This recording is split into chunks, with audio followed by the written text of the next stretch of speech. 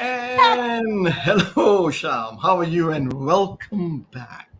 Hi, Ashok. I miss that music. I miss that intro video, right? It's like, Exactly, oh, right? it's It's so fun. nice. I'm glad you're still enjoying Yep, it. yep, yep, How have yep. you been? And I know you've been traveling and all, and I'm sure everyone who's logged in is very happy to see you. But how have you been, Sham? I don't know about that one, that bit, but yeah, I've been good. Yes, a lot of traveling. I'm in KL right now, Oh, as you probably can figure out from the background. Very common. Yep. So yeah, I'm happy to be back okay. on the show. I Nice, nice. looking forward to our conversation today. How have you been, Okay. Ashok? I've been great. Thank you very much for asking. And Leadership in Flow Asia has been fun. Also, we missed you a lot. But for all those who have logged in today, Leadership in Flow Asia is a show where we interview a lot of quiet leaders. Who are these quiet leaders? Quiet leaders are the ones who introspect, they reflect, and they impact their people. They're very much focused on their personal growth, their leadership growth, and their business growth. And we keep unearthing a lot of real good ideas from these leaders. And this is a month of May, Sham, as you would know. The theme is about giving voices, and Mm-hmm. today is about influencing equity. And we have with us Sara Kelly, who's going to come on very shortly to tell us about this. Now, just a little bit of background, Sham, and for Yep. all those who've logged in about Sarah. Sarah works with Red Hat. She's been in the Red Hat is a tech company. She's been in the HR space for many, many, many years, right? So she's got a lot of experience in that area. But she's also a big fan of continuous learning, as you'll soon find out how Mm. she goes into writing poems for children, writing books. Oh well, we're going to bring her on and let's let her talk about Yes, her experience. let's All let's right, let's let's do bring that. on Sarah. Okay, let me put that, shift the focus, add Sarah to stream, and okay, and dethrone you. Okay, Hello, shifting. Sarah. How are you? Hello, I'm good, thank you. How are you both? Nice. We are very good. Again, Sarah, I'm going to make you shy a little bit. Or No, happy with you, I'm right? gonna say congratulations. Yeah, Number done. two. Okay, you took the thunder away from me. For those guys who are logged in and wondering why Sean is congratulating Sarah, Sarah just gave birth just about a month ago to baby Yes, Stella. Uh, She's a little baby oh, girl, right? And second that's one to the right. family. And yeah, you're looking all happy, Sarah. yeah. We're You're happy looking for you. awesome. You're looking awesome. Very good. Welcome to the show, Sarah. Thank you so much. How have you Okay. been? Yeah, very well. I mean, 1 month in since baby Stella was born. So, yeah, she's a very chilled baby and she's sleeping quite well already, which is very Nice. fortunate. But it's been very nice just, being able to have some time off work and spending Hmm. time at home with Stella. So, been very well, thank you.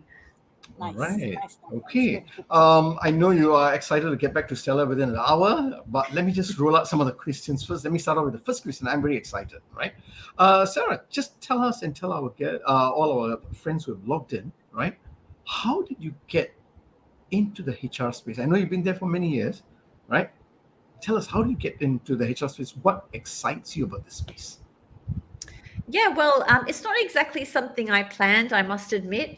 So I originally come from Australia, and back in Oz, I did a communications degree. And Okay. my first job out of university was in a marketing type role, actually. So I was doing a lot of drafting of bulk emails and designing advertisements for magazines back in the day.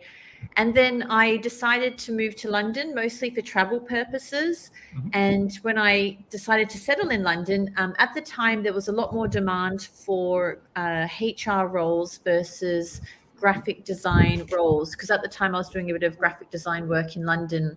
So after getting some experience doing some office admin, I kind of just fell into HR and I really enjoyed it. I liked working with people, I liked helping people, and I just decided to stay in HR and build my career in that space. So yeah, it wasn't exactly planned, but I've enjoyed it ever since. Nice. You know what, Sarah? I think this year we have interviewed a few people from the HR space. They all tell us almost the same stories. They never planned to be in HR. They were accidental. You know, Mm. but they all tell us they are enjoying themselves. So tell us something. What is it that you really enjoy about the HR space? You said you like helping people, but what is that really gets you happy? Well, two things really. I think firstly, a career in HR is actually very diverse.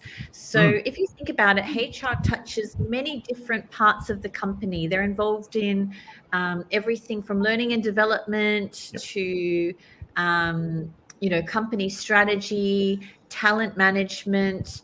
One area of HR that I've always quite enjoyed actually is employee relations.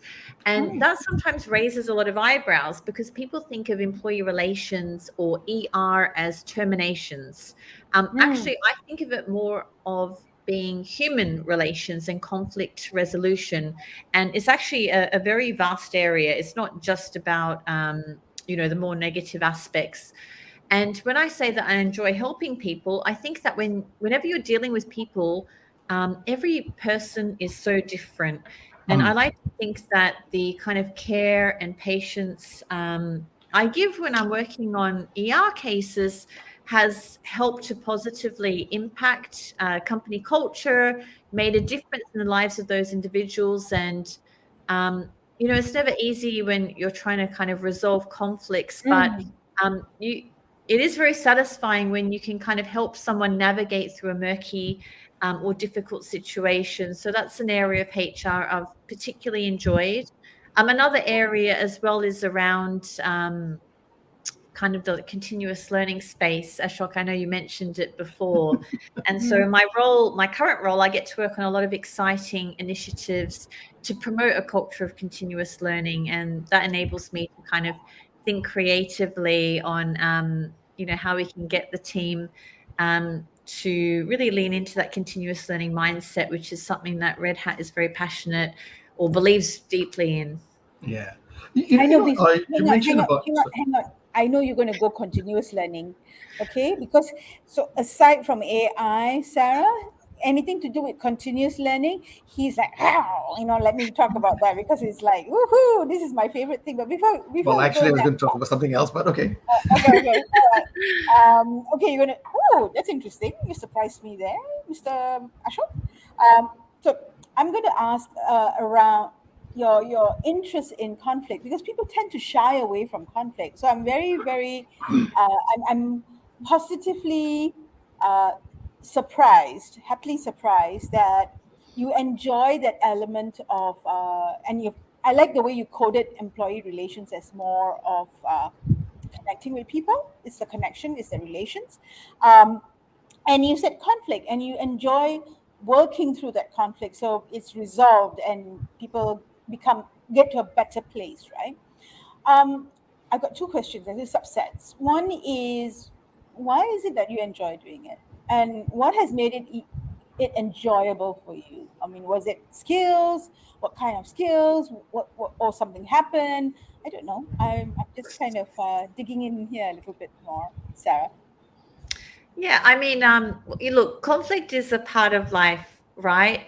And I guess I was raised like my father always encouraged me never to just accept anything that's told to you. So I've always been in an environment where I was encouraged to debate, question, and I guess I never view conflict as a bad thing.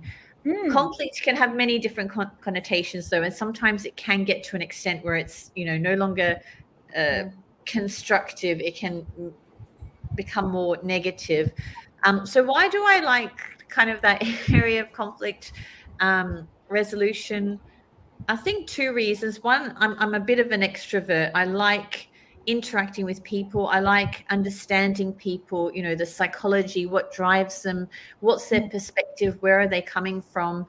And, I spend a lot of time both as a HR professional and in my kind of um, my hobby of writing, observing and kind of thinking about people, where are they coming from? And so I think that part of me really enjoys the conflict resolution because I like to understand where is this person coming from? Why are they doing the things they do or saying the things they do? Or why is there not alignment here? Why Hmm. do we have, several parties disagreeing? And what role can I help in mediating that or getting everyone to respect and understand the different perspectives and maybe find a common ground or negotiate a path forward. So Hmm. I think it's a little bit to do with my upbringing, a little bit to do with my personality that I enjoy it. I think second, you know, there are so many aspects of work that can be very mundane and predictable, but when it comes to people, people are never mundane or predictable. I think, it's working with people. You never know what someone's going to say or how they're going to surprise you. And often they surprise you in great and interesting ways. Like it could be a new idea someone has about an initiative or a project or how we're going to drive strategy forward. And I think that unpredictability is what I find quite exciting as well when it comes to dealing with people, whether that delves into the area of conflict and it could be positive conflict, or even if sometimes it kind of veers too much in the other direction, you can kind of course correct and it could lead to new and unexpected things. Hmm. Very Wow. good. Yeah, okay, and Sham, this Curiosity. is no, thank you for setting the question because this is what I was very interested in. Not so much about the continuous learning, about this part of it, because you're absolutely right, Sham. Facing conflicts is not easy for many, many reasons, right? I think you need to have a great level of comfort with yourself and your emotions to be able to hold these conversations. How did you learn these techniques, these tips, or what are the tips you can share with our listeners, on how to actually manage your emotions? Because I think all of us face conflicts, whatever the conflicts is in one form or the other, whether at home or at work, anywhere, right? But it's our emotions that drive us crazy. So how do we now then stabilize ourselves and move forward? What is your personal story, you and your advice? Two questions there, sorry. I'm so excited. Yeah, I mean, well, in terms of personal story, look, I think unfortunately, nothing too wise to say except like the older and more mature you get, I guess you become a bit more mellow. So I, Okay. I can be a reactionary person too, but the older I Okay. get, the less reactionary I become. But second, though, there are some great pieces of advice I've received from mentors, and which I will share with you, which I think are quite helpful. Hmm. One is that let's say you receive an email that may trigger you in some way or another. Maybe it's an email that is, you know, related to a project or something very passionate that you're working on, or maybe it's language that triggers you in one way or another.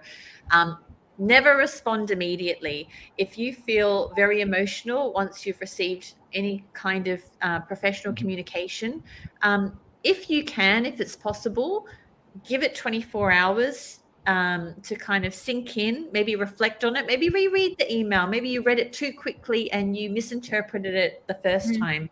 So never respond from a place of extreme emotion, especially when it's a written communication. Do take that time to kind of reflect on it, because you may find one day later you're responding from a very different emotional place, or you're not as emotional. Two, if there is an incident or something at work or with a colleague or another person, or even outside of work, that again kind of, triggers you or makes you feel a very strong or negative emotion, just ask yourself, if this was to happen, how will I feel about this situation 10 years in the future?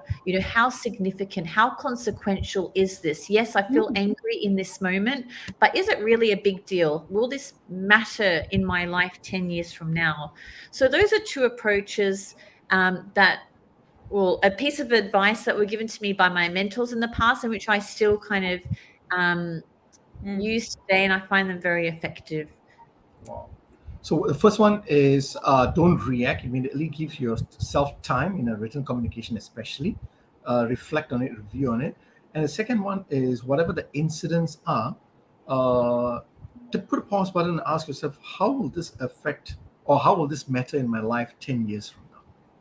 Yes, you summarized it really well. Thank you. Yeah, that's it. Yeah.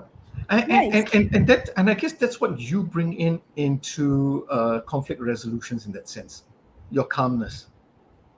Because Yes. number one, you said you are trying to understand where the person is coming from, because you also have to be very objective, very, very clear about what you are presenting to the table, right? Has there been incidences where you could not resolve a problem at all? I mean, often, when you are like in HR, we're often mediators or influencers, but we're not there, or coaches. We're not there to provide the answers necessarily. And sometimes there is no right or wrong answer. Sometimes, it's just helping people find a way forward that is acceptable to them, or being there to listen to them or help them work through whatever emotions or situation or complexity it is. Nice. So what I'm hearing is you're not there to provide the answers, but it's just provide them the framework, the guidance for them to find the answers that suit well for them. Yes. Okay. Yeah. Okay. I Yes, think Christian. and I was just going to summarize it. I think from what you've said, Sarah, I see the two C's that are involved in your way of thinking about conflict, right? That actually, it's calmness. One is calmness, that ability to a certain level detach maybe, or be there but not have things affect you. So there's calmness and there's curiosity. I think curiosity is a main very key driver for you. You're curious, like you said, you're curious about why people do something, what's their thinking, where they're coming from. And that helps you deal with the other C, which is conflict, right? So I've got a formula here. Nice. Right. Okay, so that brings up a very interesting question in relation to, because you said HR is also about influencing, right? And we're going to talk about influencing equity in the workplace, right? How do you then influence equity in the workplace? What are some of the principles and ideas that you can share? Well, as a HR professional, I think influencing equity, there's a couple of things here. One, you have to understand what is equity, and there has to be an agreed understanding. A lot of people confuse equity with equality, and it's not the same. So equality is about treating everyone the same. So if you think about it in a company situation, most companies say they have DEI policies, but they tend to be more focused on the equality part. That's where you treat everyone the same. Everyone has the same access to the same programs, the same policies, the same opportunities. And don't get me wrong, equality is great, but it's very different from equity. Equity is really about addressing people's individual needs versus, kind of treating everyone the same. So instead of, you may have heard the expression, will give the best person the job. This is kind of under the equality framework. Equity is about, let's find the best person for the company, and we will evolve the job to kind of fit in with their needs. So I think if you're passionate about equity and you really want to evolve equity in the workplace, there really needs to be that understanding of what is the difference between equality and equity, and do we have an agreed understanding at the leadership level? Secondly, I think as a HR professional, it's about exercising your own influencing muscle. And there are two ways you can do that. One is by becoming a subject matter expert. So if you want to become a subject matter expert in equity, it's really about reading books, reading articles, listening to relevant podcasts, being familiar with, case studies and what other companies are doing, talking to people outside of your organization to find out, how is equity, being looked at through different lenses, whether it be in your sector or a different sector. Second point would be in making connections. So networking and making connections within your company and outside of your company, talking to people about equity and everything you've learned as a subject matter expert. So that would be my advice on how you can advance equity in the workplace as a HR practitioner. Okay, so what I'm hearing. Hold Sorry. on, Ashok. I just want to just check in with that definition of equity, right? And I am totally with you because Ashok and I had this chat sometime in March, right? And because of Women's Day, and we're talking about what the theme was, and we're looking at how do we differentiate equality with equity, right? Would you consider equity as something as if we need to get the team up, we need to get the organization up, right? I'm talking about the people from a people sense. And we need to get them up to the next level of performance or results, whatever it's defined as performance, right?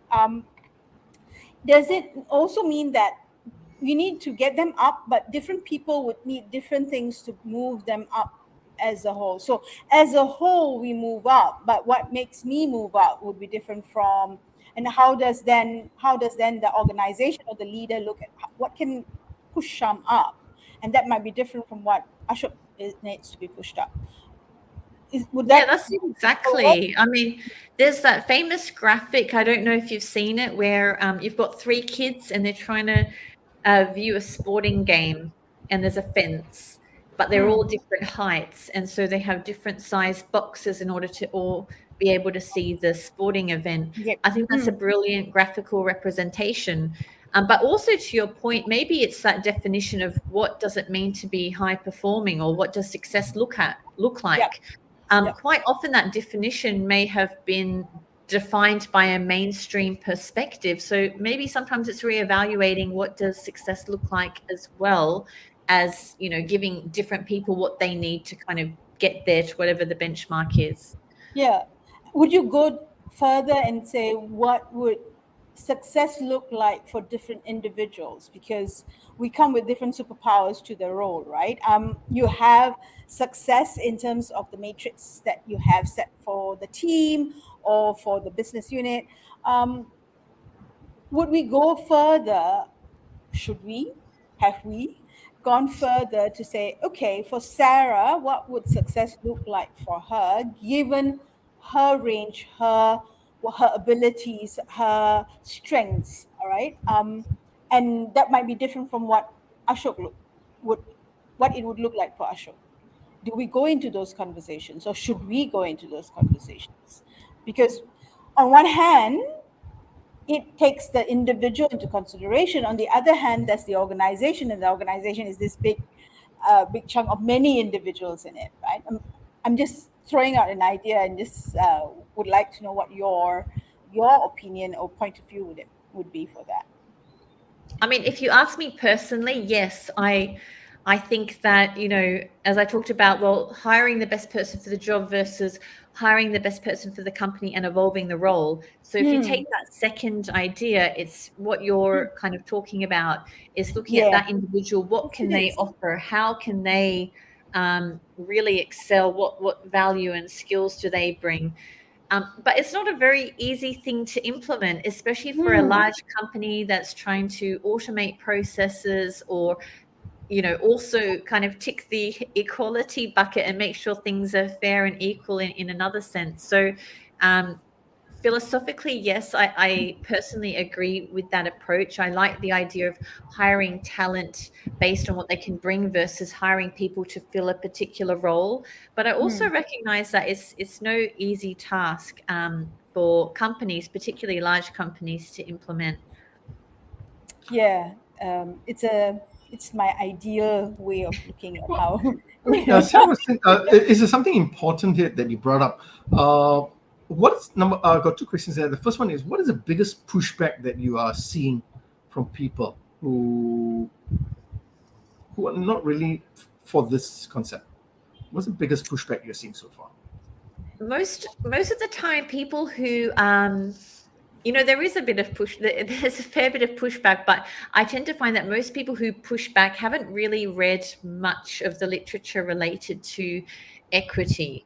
Hmm. Okay. um, so for instance, at Red Hat where I work, we have a lot of employee communities. So these are Okay. communities that are really grassroots led. They're driven by the employees or the associates, as we call them at Red Hat, and they tend to represent various minority groups or different Hmm. sections of the community that may have historically been marginalized. And these groups are great because they really provide a safe and supportive space and network for these individuals, but they also can influence decision making and leaders by sharing experiences and being that bigger voice. Okay. But a lot of companies that may not have these communities or groups, you do find that the kind of predominant voice, they don't understand the concept of equity because they haven't heard Hmm. the different perspectives enough. They really haven't spent the time listening or reading the associated literature. So Okay. when I do hear people, and quite often it may be in my personal life, having a casual chat with a friend or an acquaintance or a friend of a friend, and they're like, "Oh, I don't get it. Why are there women leadership groups? There's no men leadership groups." You can kind of tell that they really haven't done much reading or listening on the subject. Okay. This is just I'm talking about my personal experience, because then you Yep. Sure. start to challenge them. Yep. Okay, No, why do you think the way you think? And they don't have anything that they can point to. With that yeah. Hmm. said, I also accept that everyone has a different point of view, and if someone has read a bunch on the topic and they can cite certain references as to why they think the way they think, that's good for them. And I also respect that people have different opinions, and that's fine as well. Okay. Yeah, that's I, right. I guess if I'm to put on a business owner's hat, business leader's hat in that sense, some of the questions that's coming up to my mind is number one. Okay, so what problems does influencing equity solve for the business? That's the first question that comes up to my mind. Hmm. And is there a cost benefit? There's a second one. But the first question is, what problems does it really solve? Well, I guess a couple of things. Firstly, if we look at, there's a lot of evidence out there to suggest that having more diverse leadership and more diverse perspectives actually leads to more profits and, better Mm, business practices. So there's that.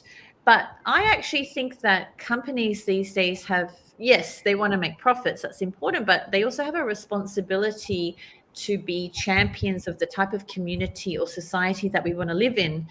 And we have come such a long way versus, I guess, when I was, growing up, or in the last 50 years. I think most of us want to have or be part of a better society where we don't have marginalized groups, where people are not discriminated against because of their socioeconomic background or their race or their religion. So this is kind of an ideal, a society where everyone has an opportunity to be successful and to make the most of their career or their life or their chosen path. mm, And so mm. I think that on that level, yes, companies also, should feel obliged to help Sure. society move in that direction too. Yeah. Mm. No, thanks for answering that, because the answer appeals to two different groups of people. For the groups of people who want to make a impact to the world from championing communities and influencing lives, you've stated that. And for the other group who is interested in the P&L, right? You said there are enough case studies out there to show, business case studies out there to show that diversity can help in the profits, right? So I guess that could be the first platform for people to say, okay, let's talk about equity now. So thank you for answering for both people's mindsets. Yes, Sham, you have a question.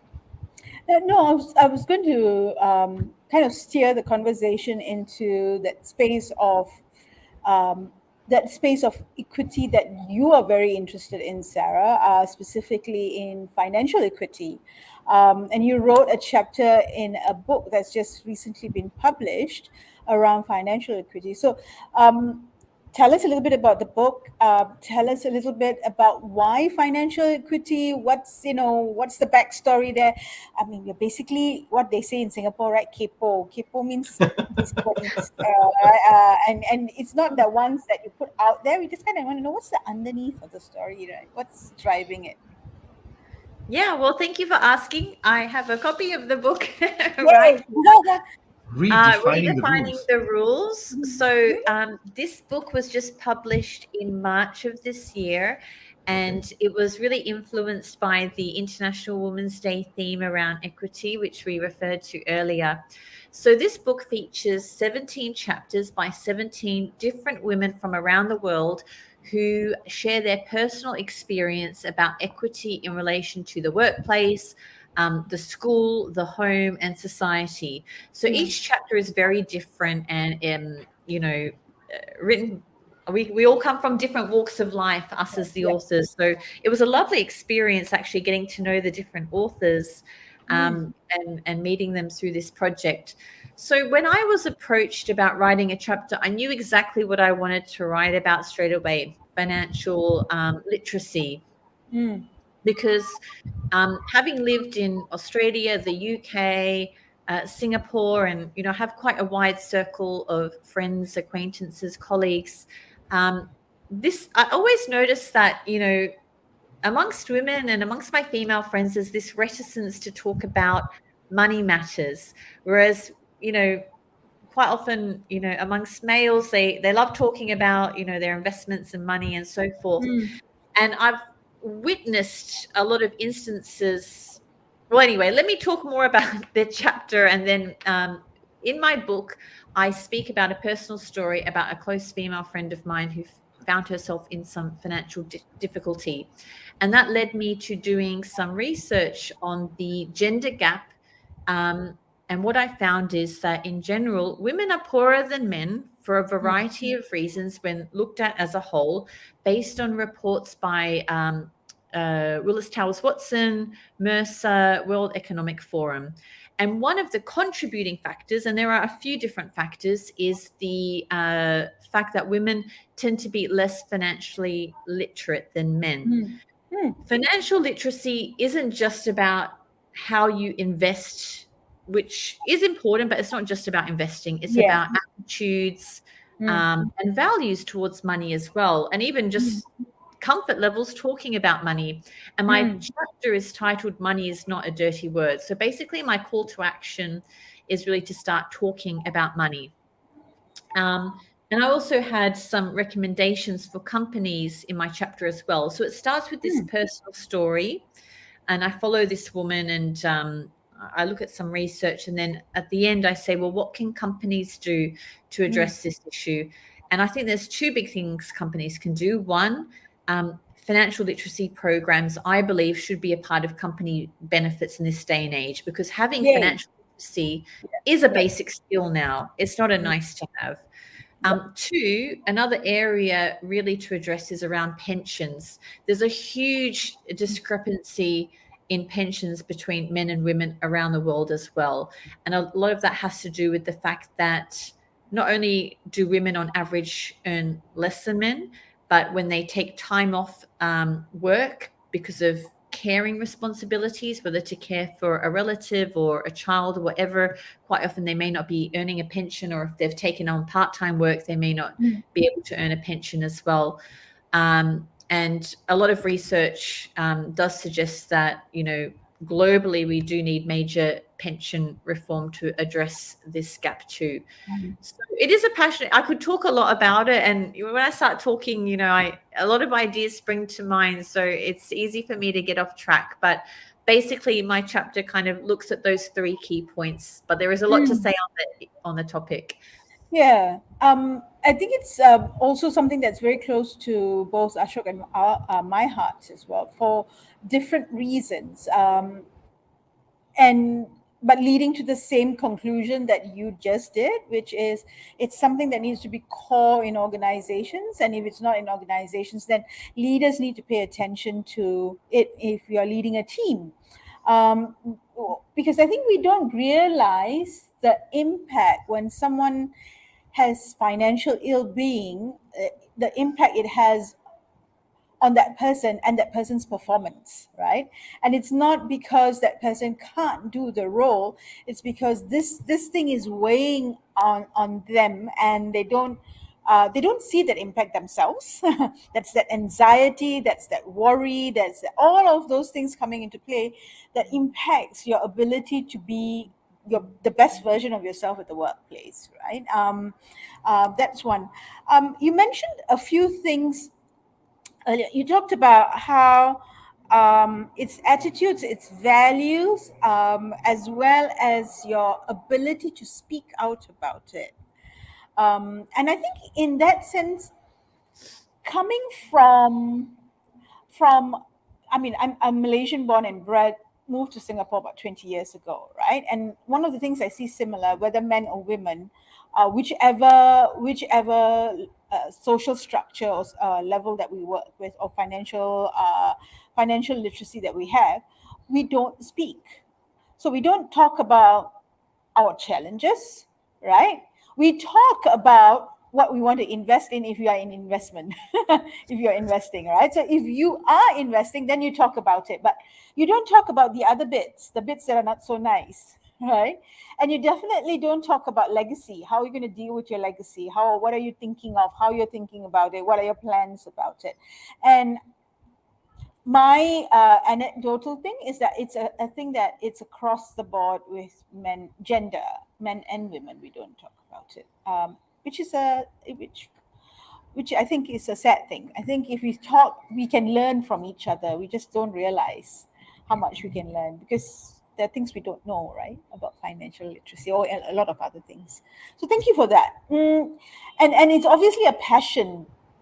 Um, what are some of the things that you have put in place, either for yourself or at the organizational level, to help you either build or strengthen or sustain um, financial literacy for equity, either for yourself, or for your team, or at the organizational level?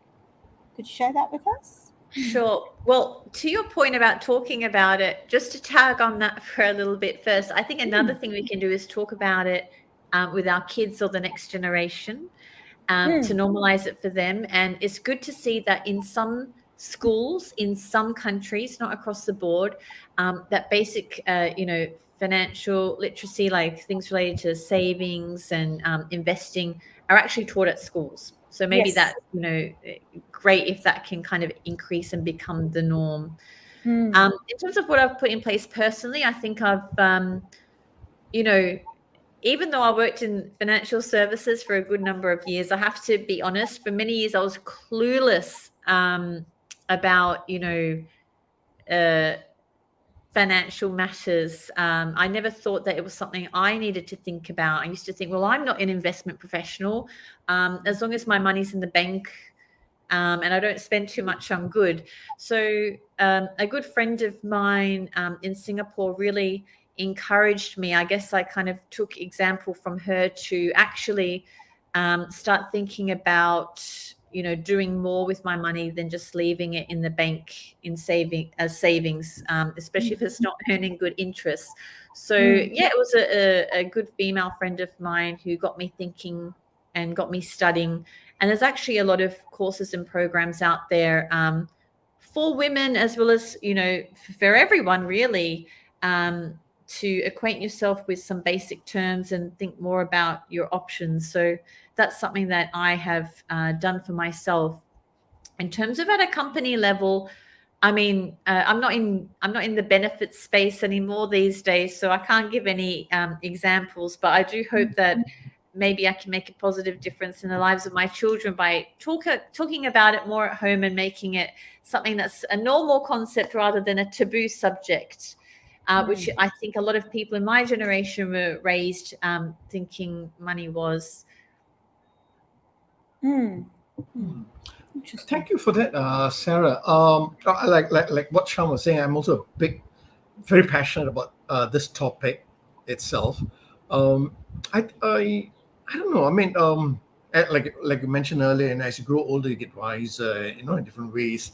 I think people are not very clear. I mean, help me understand a little bit more when you were researching your book and all that. I think people are not very clear about their relationship with money. Yeah. What does money mean to them? Often it's ingrained from childhood. Like, as I was writing the book, I talked with a few different friends of mine, like, hey, I'm writing on this topic. And, I like to kind of think out loud a lot of the time, by chatting with people. And a lot of people responded to me, oh, yeah, I was always raised to believe never borrow money.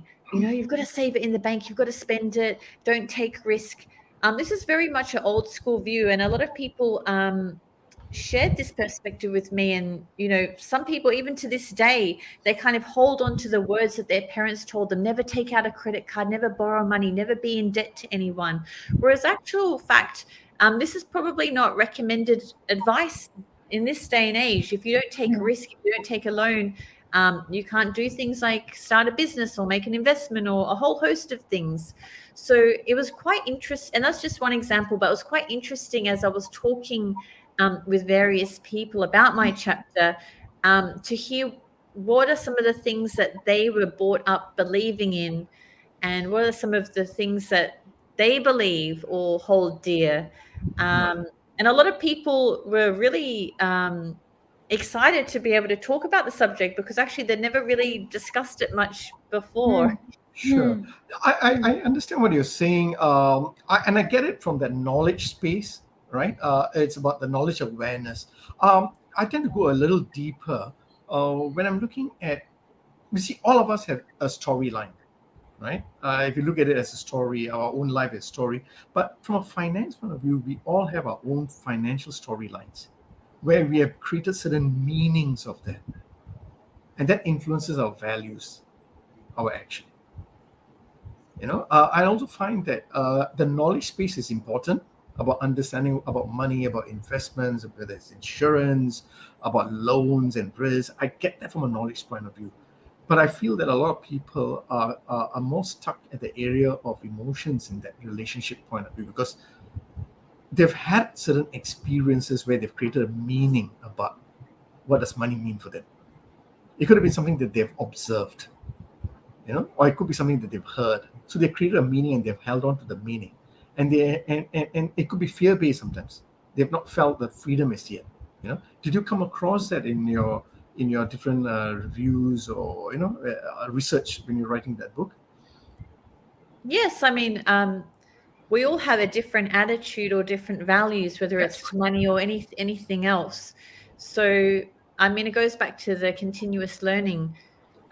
Yes, there may be things that have been ingrained by childhood that our parents told us or that we learned in school that are quite hard to undo.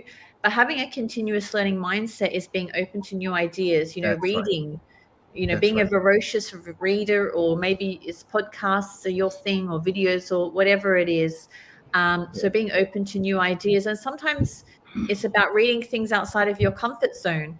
Yes, you may like this particular author, but how about reading that author or reading this publication, reading something different from the norm? And if you don't agree with it, it's fine, but at least you've learned a different perspective. And the of it. more perspectives you consume, the more likely it is that you will be able to make a more considered decision, or not be so I can see now blinded. where your father's advice is still coming back to you about not accepting anything. Keep questioning, keep Yes, debating to keep learning. exactly. Yeah. And what is the title of your chapter? Out of curiosity, do they have a title It's for your called chapter? Money is Not a Dirty Word. So No, really, yeah. I mean, Money is not a it's dirty only word. one chapter, it's not a whole book, and there's only so much you can say in one chapter. Yes, So my Of yeah. course, main of course. piece of advice was, don't be afraid to talk about it. It's not a taboo subject. Nice. Money is not a I, dirty word. very Yeah. well. Okay, you say it again a few more times, then maybe it will stick in the head. Write it as a quote. Go. So Yes. nice. Oh, yes. It's so You have a nice question to about bully continuous Ashok. learning. It's coming back to bully Ashok a little bit. I want to just tie. I like to tie parts together. So you've got financial literacy in a book called Redefining the Rules, right? And and then we talked about equity as well. So how does financial literacy redefine the rules in terms of equity? How do you see it in your map of the world, Sarah? How are the three connected for you?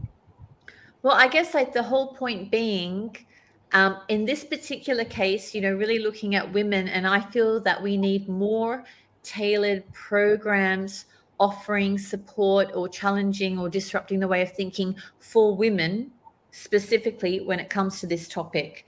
Now, I do realize that there's also a socioeconomic angle as well. That's one that I'm also passionate about, but this book was written specifically with International Women's Day in mind. So I really wrote from that perspective, the female angle. Hmm. Okay. Okay.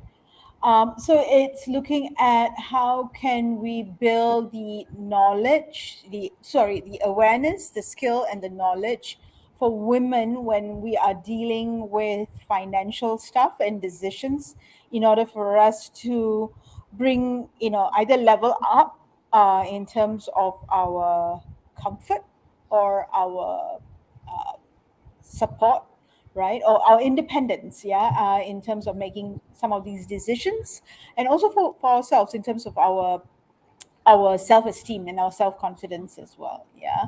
Yeah, to Yeah. level the playing field. Hmm.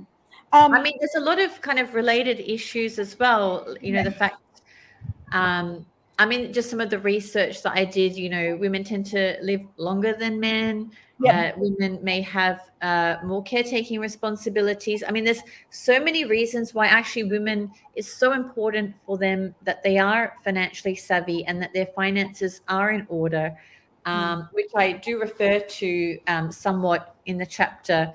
Yep. And hopefully people will be inspired to get a copy of the book and read it.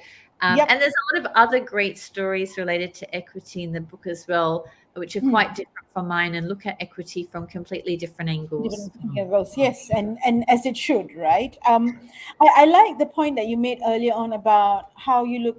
One of the things that you were considering is pension schemes, right, or programs. And I was wondering, as you were talking about it, I was like, "Ooh, how does that connect?" But you're right in terms of how systemically can we look at schemes that help different kinds of demographics, right? So you can have it from a gender, you can have it from a social economy perspective. But how do we get people? How can the pension schemes help them, not just a standard, like maybe a straight right across the board for everyone kind of schemes that we put in place? I'm going to ask a question and then pass it on to Shok to bring it to a close.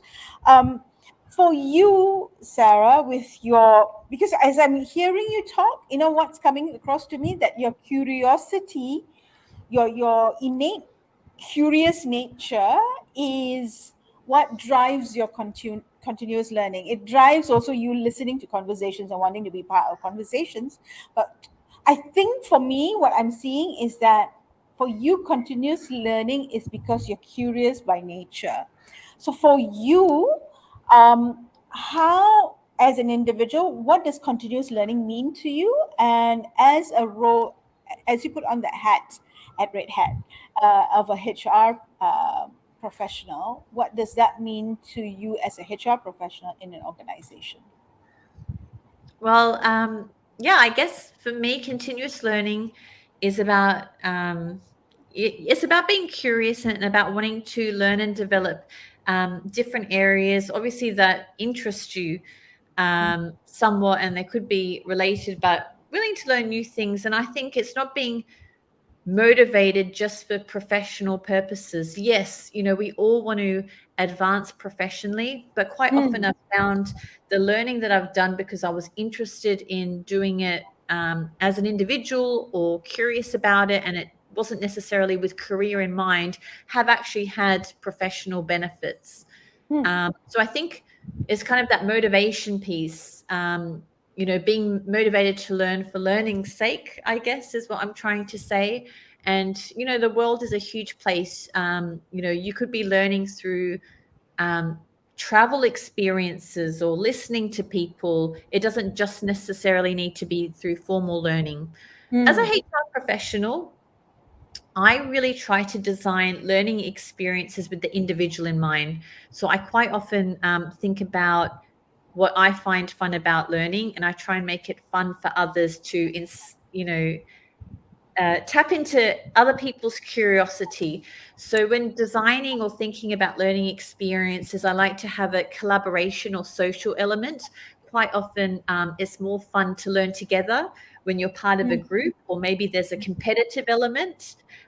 So that social element is one thing I try and keep in mind. I'm also a big fan of micro learning. Nobody wants to read a big chunky book on a topic. The way we learn now is very different. We learn through micro learning. So let's say, I'll just use an example that I'm familiar with, like with graphic design. I want to learn how to do this technique in Photoshop. I don't go and get a big book about Photoshop and read the whole book. I mm, might look up a video on YouTube very specific to that technique. So again, when designing learning experiences, it's how can we group different micro learnings that are going to be immediately beneficial for that person in that role or in mm, their personal development, rather than something that's really long and drawn out. So the way we learn is different. And mm, thirdly, make it engaging and interesting. Use rich media, use a variety of different formats. And this is also important from an accessibility perspective. So going back to the equity point, when you're designing learning experiences, you need to keep in mind that we all have um, different needs, different ability levels, mm. different personal commitments as well. So ensuring that, things are available in a variety of formats not only makes it more engaging, but it makes it more equitable, I guess, for people Yep, to be able to access. So yeah, yep, yep. thank you for that great question. Oh, welcome. I'm glad you liked it. No, thank you very much for that. I like this whole learning part of the conversation. My second best topic, right? Apart from AI. Wait, but I picked up on something you said earlier. You said uh, you have jumped into non-formal learning, which has helped you in your professional career. What exactly was that? I think I did a master's in creative writing a Creative couple of writing. years ago. Yes.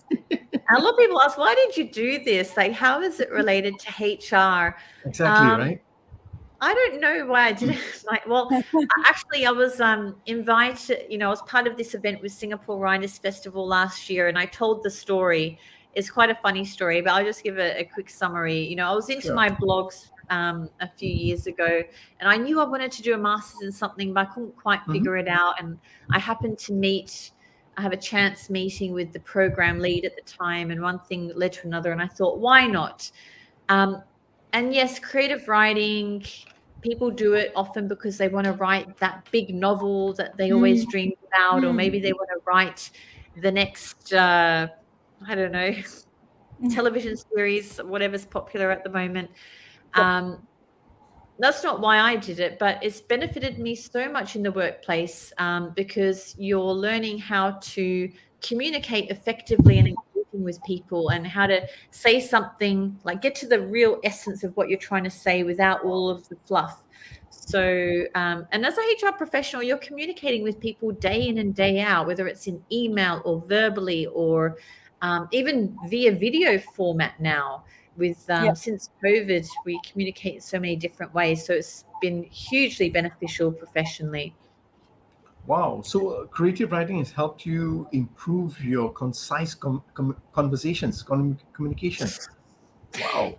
That's nice. I think so. Although I don't know if I've been too concise during this interview, but No, you haven't. Yeah, no worries. You don't No. worry. We never stop. We never let Yeah. that stop us. We'll dig and we'll get the stories out. You, But you, that's you have interesting, shared a right? lot. Yeah. Yeah, it's very interesting. I mean, something like creative writing, where you think, like you said, that big book, that bestseller, that movie, script that is going to be bought by Hollywood or BBC or whoever, right? And that's typically not concise. Right, you have all the angles, you have the arcs, story arcs and stuff like that. It's, well, I can see where it's not concise, but I also can see where it's concise, because you can't have, if you're having this conversation and it's put in a book, or you can't have this whole bit written there. You have to it down, right? So you have to cut it actually, I down. mean, Yeah, through right. the process, I have a lot of respect for novelists because actually a novel might look thick, but probably the first draft was like four Yeah. times, five times, six times thicker. And yeah, you actually do have to be concise to write a good book. You've got to strip out anything that's unnecessary or is going to bored readers. And Hmm. readers these days have short attention spans. Um, so No, yeah, simplifying is not an easy skill Yep. because you cannot lose the essence of what you're trying to say. So it's about not only about being economical with the words, but making sure those words are impactful, effective. It conveys the right meaning without any form of Yeah, it's misinterpretation. It's it's not not easy. just, yeah, it's not easy, and it's not just the words. I think, Ashok, it's also the concepts, right? Yes. To be able to make um, concepts simple, it's not an easy task. Or it Mm, first you first need to know the concept really, really well in order to be able to simplify it, right? And it's like equality and equity, right, Sarah? Simplicity and simplistic is, they're not the same. Something that's simple is not simplistic, right? And been taking something that's complex and making it concise and brief, it's a cognitive process. I think you need to know, like you said, read a lot. You need to know about the topic, right? You need to know about the issue in order to be able to put it in a way that easy to understand and easy to digest. And yeah. so I'll extend that and say what you just said, that a HR professional needs. It's any one of us who is in the workspace or in any form of influencing is part of your role, then that is a key component of how you need to communicate. Being That's right. curious, being concise, Mm, and being clear about what it is that you're talking about, right? absolutely right. Right. Yeah. Thank you very much. We coming to the end of the show. It ran so fast. So what we've learned from Sarah so far is be curious, be concise, be clear. Right? She enjoys conflict resolution only because she's very curious about where the other person is coming from, and she's hoping to find that middle ground where everyone will be happy. Right? She has helped us redefine what equity is by giving us very clear examples. She's also showed us about raising financial literacy for women, so to create the equity in that sense. And she's told us to continuously keep learning, push the boundaries of curiosity so we can be the better versions of ourselves. As a closing advice, Sarah, what can you share for HR practitioners out there to raise awareness of equity in their business world? I think I'll just go back to saying, be the subject matter expert. We Yes. all have a different perspective. We stand, on a different spot in the spectrum. There's a lot to say on the subject. So before you talk on the subject, become a subject matter expert. Read voraciously, listen to podcasts, know what other companies are doing before forming Hmm. your view. Okay. Okay, got it. Be the And I have a tag. I have a Yeah, you have take a on. question. Okay. Yes, sir. What's next for you, Sarah? What's your next curiosity journey? Or what's your next path in your continuous learning? Right now, I am quite interested in children's poetry, which is something I do outside of work. So that's keeping me curious for now. And you know, I didn't, if you asked me a few years ago, I would have told you I hate poetry. So yeah, that's it for now. But let's see. Anything could be around the corner. Nice. Okay, very Nice. nice. And on that Thank note, you. thank you very much, Thank Sarah you very Kelly. much, Sarah. Thank you for For sharing all your thoughts, your ideas on how we can raise curiosity, how we can be even very clear. I said, even if you jump into non-formal education or learning, you still can bring it back to your workplace. And thank you for championing equity, not only for women, but also at the workplace, and sharing with all the HR practitioners who's logged in today, and when they view this, be that subject matter expert.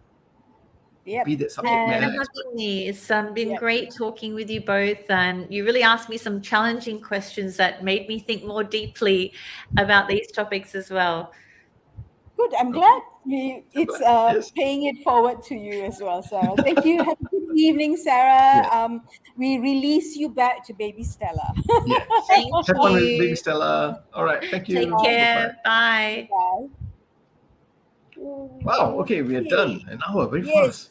That was And interesting. I'm yep. And I have got the hot flush. Okay, anyway, don't talk about that. But Okay. yeah, it's oh my god, it's poetry and a master's. I didn't realize it was a master's, so that was mind blowing. Actually, I Yeah. mean, I quite honestly, I wouldn't have thought someone would, from a HR space or from the business space would do Mm-mm-mm. that. But yeah, anyway, that just fits into her. I think the map of the world that Sarah Kelly works on, right, in Yeah. terms of focusing on continuous learning. For Yes. me, that was the takeaway. How financial literacy is a passion for her, Mm-hmm. and Mm-hmm. coming from a space of curiosity to see what else can I know, what else can I learn, and Mm. how can I do that? Yeah. So That's yeah. right. So good spotting, Ashok, All of right. talent. And over to you. Let's wrap it up for today. Okay, thank you all very much for logging in. We hope you really enjoyed that show. We next week come back again on Thursday at 6 p.m. because we've got a summary show for the month of May, which is Yeah. all about giving voices. So with that, this is Ashok from Singapore saying goodbye. And Sham for now, for a little while in KL. Yes, looking forward to May. Yeah, it's me. Yeah, May summary show next week with you and Muller. All Oh right. yes. Bye, Okay. All everyone. right. Good Bye bye evening. everyone. Take care. Bye bye.